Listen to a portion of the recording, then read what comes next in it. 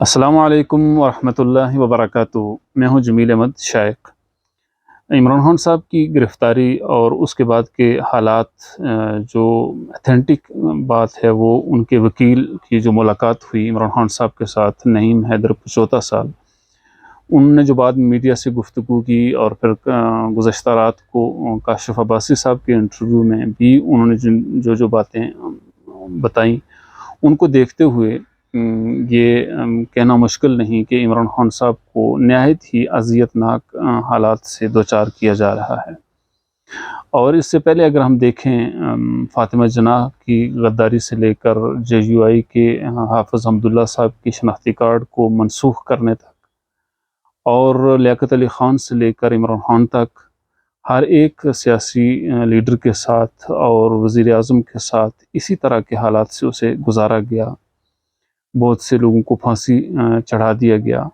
اور کئی بار نواز شریف صاحب اور مریم بینظیر بھٹو صاحبہ ان کو ملک بدر کیا گیا۔ لیکن قوم کی تقسیم ان لوگوں کو ہمیشہ تقویت دیتی ہے جن لوگوں نے ان سیاسی زعماء کو بہت سی مشکلات سے گزارا ہے۔ آج جب عمران خان صاحب گرفتار ہیں تو PTI کے لوگ اور ان کے حمایتی اور ان کے بلائنڈ جو فالوورز ہیں،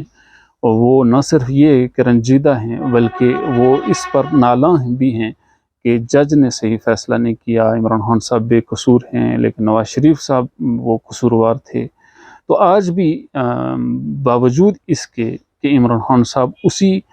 مرحلے سے گزر رہے ہیں جس مرحلے سے ان کے دور میں نواز شریف صاحب کو، پیپلز پارٹی کی قیادت کو اور نون لیگ کی بہت سے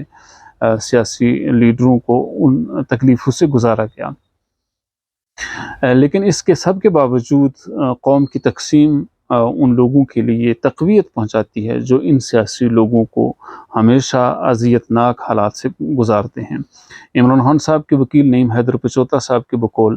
عمران خان صاحب کا واش روم اوپن ہے اور اس میں پردے کا اہتمام نہیں کیا گیا ہے۔ دن کو مکھیاں اور رات کو کیڑے ان کے کمرے میں آتے ہیں، اور کمرے کی پوزیشن انتہائی نازک ہے اور گندگی ہے وہاں پر۔ اس کے علاوہ ان کو کھانے میں بھی، جہاں یہ قدغن لگائی گئی ہے کہ وہ گھر سے کھانا نہیں منگوا سکتے، وہیں پر ان کو دال دی گئی، اور جس کا عمران خان صاحب نے برا بھی منایا۔ اگرچہ عمران خان صاحب نے اس مرحلے پر بھی نعیم حیدر 75 صاحب کے بقول بھرپور عزم کا اظہار کیا، اور انہوں نے کہا کہ ان سب تکالیف کے باوجود بھی میں اپنے عزم سے اور اپنے ارادے سے پیچھے نہیں ہٹوں گا۔ لیکن یہاں پر یہ کہنا بھی ضروری ہے کہ عمران خان صاحب نے جس سیاسی یعنی گیدرنگ کو اور جن سیاسی لوگوں کو جو ان کے فالوورز ہیں ان سے جو آخری خطاب کیا اور پیغام ویڈیو جاری کیا کہ جس میں انہوں نے پرامن احتجاج کی بات کی، لیکن کسی بھی ملک کے کسی حصے میں کوئی منظم اور مضبوط احتجاج دیکھنے کو نہیں ملا۔ یوں اگر یہ کہا جائے کہ جو عمران خان صاحب کو اپنی ریڈ لائن گردانتے تھے، انہوں نے باوجود اس کے کہ عمران خان صاحب کو جیل تک پہنچا دیا گیا اور ایک اذیت ناک مرحلے سے انہیں گزارا جا رہا ہے، ان سب کے باوجود ان کا پرامن احتجاج نہ کرنا اور احتجاج کے لیے باہر نہ نکلنا اس بات کی عکاسی کرتا ہے کہ قوم بھی کسی طرح سے اپنے سیاسی زعماء کے ساتھ اس طرح ہمدردی نہیں رکھتی، یا اس طرح ان کی کاز کے لیے اپنے آپ کو کسی قسم کی قربانی دینے کے لیے تیار نہیں ہے۔ 9 مئی کے واقعات کے بعد اگر کہا جائے کہ عمران خان صاحب کے فالوورز جہاں بہت زیادہ ہیں، وہاں پر 9 مئی کے واقعات کے بعد ان کے عزم میں اور ان کے اس یعنی خیال میں کہ جو عمران خان صاحب کو ریڈ لائن کہتے تھے، اور ان کے حوالے سے کسی قسم کے احتجاج کے لیے وہ باہر نہیں نکلے، اس کا مطلب یہ ہوا کہ وہ طاقتور حلقوں سے خوف زدہ بھی ہیں، اور کہیں ان کے ذہن میں یہ بھی موجود ہے کہ عمران خان صاحب کی یہ جو کاز ہے اور جو ان کا سیاسی سفر ہے اس میں شکوک و شبہات کا بھی اظہار نظر آتا ہے۔ جیل کی حالت جیسی بھی ہے، اور عمران خان صاحب چونکہ ایک سابق پرائم منسٹر ہیں، ان کو یعنی بنیادی انسانی حقوق سے محروم رکھنا یہ ریاست کی طرف سے ایک بہت بڑا ظلم اور ناانصافی کی بات ہے۔ لیکن وہیں پر اگر یہ کہا جائے کہ عمران خان صاحب نے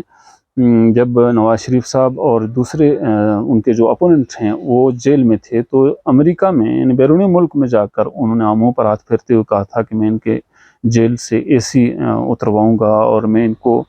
ٹی وی ان کے نکال دوں گا۔ تو ان سب تکالیف کو یعنی سہنے کے باوجود ان سیاسی زعماء نے کسی طرح بھی یعنی وہ بہتر کلاس کے لیے کوئی درخواست نہیں دی، لیکن عمران خان صاحب نے 2-3 دن گزرنے کے بعد ہی اپنے وکیل کے ذریعے سے یہ درخواست دینے کی کوشش کیا، اور امید ہے کہ اس وقت تک وہ درخواست چلی گئی ہوگی ہائی کورٹ میں، کہ جس میں وہ کہتے ہیں کہ مجھے بی کلاس فراہم کی جائے، جس میں اے سی بھی موجود ہو اور تمام تر سہولتیں موجود ہوں۔ اگرچہ کوئی بھی قیدی ہو ملک میں اور ریاست میں، اس کے بنیادی حقوق کو پوری طرح ادا کرنا ریاست کی ذمہ داری ہے، ریاستی اداروں کی ذمہ داری ہے، لیکن یہ سیاسی طور پر ہمیشہ سے ہم دیکھتے آئے ہیں کہ سیاسی زعماء ان طاقتور حلقوں کی سپورٹ حاصل کرنے کے لیے اپنے اپوننٹ کے ساتھ ہمیشہ اسی طرح کے معاملات روا رکھتے ہیں۔ سو یہ روایت اگر برقرار رہتی ہے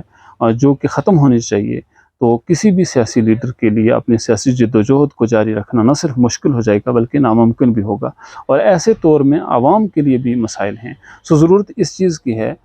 کہ عوام اپنے لیڈر اور اپنی پارٹی کی بجائے پوری سیاسی قوت کے لیے، پوری سیاسی یعنی طور پر شعور کا مظاہرہ کرتے ہوئے اس چیز کی نفی کرے، وہ خواہ اپنے لیڈر کے ساتھ ہو رہا ہو یا دوسرے لیڈر کے ساتھ ہو رہا ہو۔ تو جس طرح آج عمران خان صاحب کے ساتھ ہو رہا، وہی حال کل نواز شریف صاحب کے ساتھ، نون لیگ کے ساتھ، پیپلز پارٹی کے لوگوں کے ساتھ ہو رہا تھا۔ یہ سلسلہ